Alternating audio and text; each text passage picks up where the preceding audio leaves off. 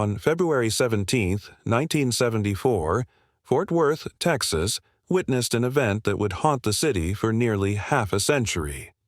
Carla Jan Walker, a 17-year-old high school cheerleader at Western Hills High School, attended a Valentine's Day dance with her boyfriend, Rodney McCoy. It was a night filled with the laughter and music of teenagers celebrating love and friendship, a night that should have ended with little more than tired smiles and memories of dancing. Carla was bright, well-liked, and full of promise. Her friends described her as vibrant and determined, a girl with a soft heart and big dreams. She was especially close to her family, and her boyfriend Rodney was devoted to her. The two had gone to the dance together that evening, and afterward they left for the Brunswick Ridgely Bowl, a popular spot for local teens to hang out. From there, they parked nearby in Rodney's car, enjoying some quiet time together before heading home. In an instant, their lives were shattered. As they sat in the car, an armed man approached. He held a pistol, and before Rodney could react, he struck him across the head with the butt of the weapon, knocking him unconscious. Rodney remembered only flashes, a struggle, Carla's terrified cries, and the shadowy figure dragging her out of the car. When he regained consciousness, she was gone. 3 days later, on February 20th, 1974, Carla's body was discovered in a drainage culvert near Benbrook Lake. The discovery devastated her family and the community. The autopsy revealed she had been beaten, sexually assaulted, injected with morphine, and ultimately strangled. The brutality shocked even seasoned investigators. Evidence was collected: Carla's clothing, fibers, fluids, and other items that bore the mark of her killer. But in 1974, forensic technology was limited. Police had little more than witness statements and circumstantial details. Despite a large investigation, no one was ever charged. In the days and months that followed, the investigation consumed the Fort Worth Police Department. Detectives interviewed dozens of suspects, tracked down tips, and tried to piece together what happened that night. Some leads looked promising, only to fall apart. At one point, investigators questioned men with criminal records in the area, but none could be definitively linked. For Rodney McCoy, the guilt and trauma of that night lasted for decades. He was only a teenager, suddenly forced to live with the weight of surviving an attack that had taken Carla.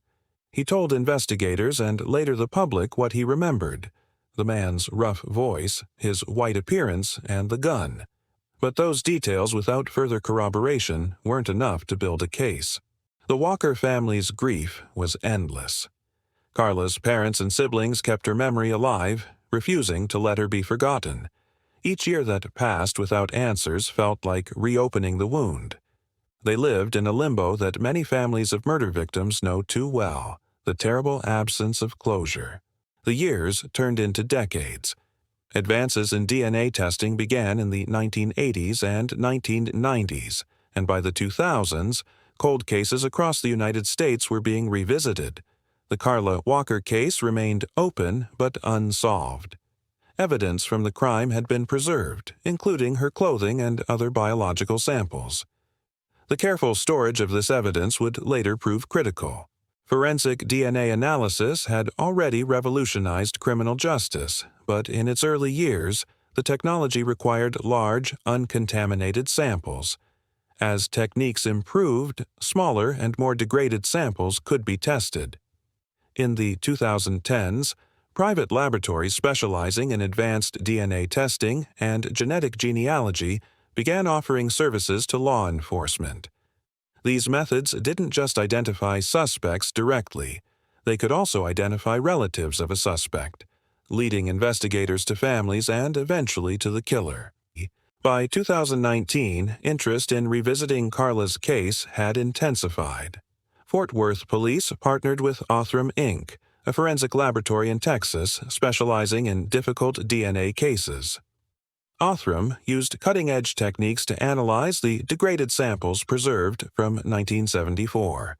From the victim's clothing and evidence collected during the autopsy, they were able to extract a usable DNA profile. That profile was then compared against genealogical databases. In 2020, after 46 years of uncertainty, a match emerged. Investigators were led to a man named Glen Samuel McCurley, a Fort Worth resident who had lived quietly in the area for decades. At the time of Carla's murder, McCurley had been 31 years old, married, and working locally. He owned a .22 Ruger pistol, the same type of weapon investigators had long suspected was used to pistol whip Rodney. Back in 1974, McCurley had even been questioned because his ownership of that weapon matched the description. But when questioned then, he claimed his gun had been stolen. Police had no evidence to tie him directly to the crime, and so the lead went cold. The DNA changed everything. Once investigators had the genealogical lead pointing to McCurley, they conducted surveillance and obtained his discarded DNA from household trash. When compared to the preserved DNA from Carla's clothing, it was a direct match. In September 2020, after decades of suspicion, Glen Samuel McCurley was arrested and charged with capital murder. The news stunned Fort Worth. A man who had lived in the community all those years, blending into ordinary life, was now accused of one of the city's most infamous unsolved murders. For Carla's family, the arrest was bittersweet. Relief was mixed with the pain of knowing justice had been delayed nearly half a century. They attended hearings, facing the man accused of taking Carla from them. For Rodney McCoy, who had carried the weight of survivor's guilt for nearly 5 decades, the arrest validated what he had remembered from that night, that he had indeed seen and fought Carla's abductor.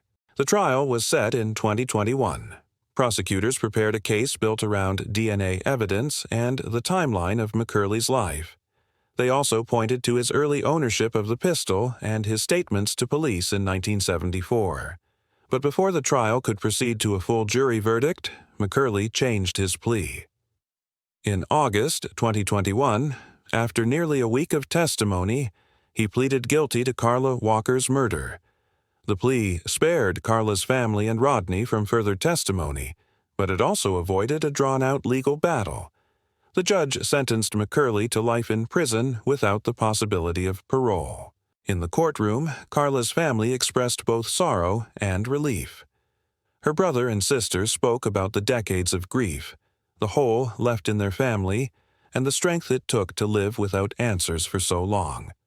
They emphasized Carla's memory, her laughter, and her love of life, qualities stolen from them in 1974. The resolution of the case highlighted several important truths. First, it underscored the importance of preserving evidence. Without the careful storage of Carla's clothing and biological samples, DNA analysis would never have been possible decades later. Second, it showcased the revolutionary role of genetic genealogy in solving violent crimes. What once seemed impossible, identifying a killer decades later, had become achievable. Third, it demonstrated the resilience of families who never stopped seeking justice. The Fort Worth Police Department used the case as a reminder of why cold case units matter. Thousands of unsolved murders exist across the United States, many of them decades old, and each represents a family waiting for closure. The Walker case proved that no matter how much time has passed, answers may still be within reach. McCurley's guilty plea left lingering questions. Had he harmed others? Was Carla his only victim, or had he committed additional assaults that went unreported or unsolved? Publicly, no other charges were brought against him, but investigators quietly re-examined other cold cases from the 1970s to see whether his DNA might match. Beyond the legal and forensic outcomes, the Walker case left a profound social mark. It reshaped how Fort Worth remembered the 1970s and how residents thought about safety and justice. It also inspired legislative conversations about funding forensic laboratories and giving police more tools to solve cold cases. In Texas and beyond, the case became a touchstone for advocates of forensic innovation. Carla's story also serves as a cautionary tale about the cruelty of delayed justice. For 46 years, her family lived without closure, enduring anniversaries, holidays, and birthdays with unanswered questions. For Rodney, the trauma of that night lived on. For the community, Carla's name became a haunting reminder of a case that refused to fade. Yet, when justice finally arrived, it showed the power of persistence. Detectives who refused to close the file, forensic scientists who pushed the boundaries of technology, and a family that never stopped fighting for answers, all converged to bring resolution. Today, Carla Walker is remembered not just as a victim of a brutal crime, but as the face of hope for other families awaiting answers in cold cases. Her story illustrates the intersection of tragedy and science, grief and persistence, violence and accountability. The case remains one of the most significant examples of how modern forensic science can reach across decades to deliver justice. In Fort Worth, the memory of Carla endures, not only in the sorrow of what was taken from her and her family, but also in the enduring reminder that no case should ever be forgotten.